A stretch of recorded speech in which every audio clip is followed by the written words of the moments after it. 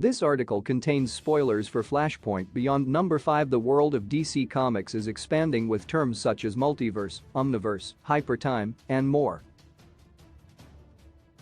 It's a difficult and confusing concept that DC Comics is doubling down on recently.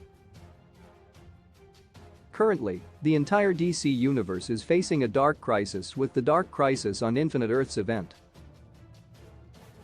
The Justice League was seemingly killed by an army controlled by Pariah, the villain in the original Crisis on Infinite Earths crossover.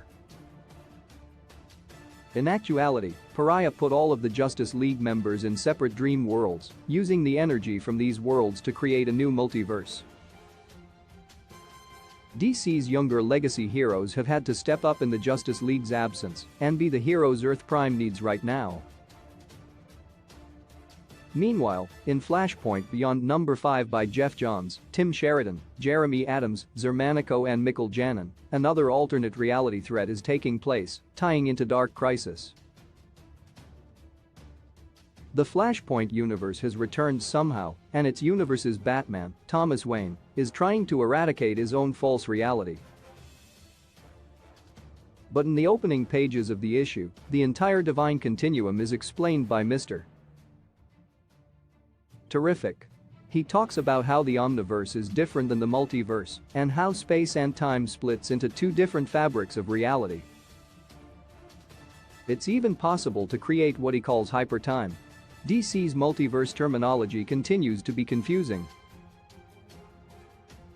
All of these multiversal storylines play out alongside a very dramatic editorial situation at DC Comics. They were planning a reboot of sorts called 5G, which was eventually cancelled. In earlier issues of Flashpoint Beyond, this reboot cancellation is mentioned on a chalkboard written by Batman, with the words 5G averted.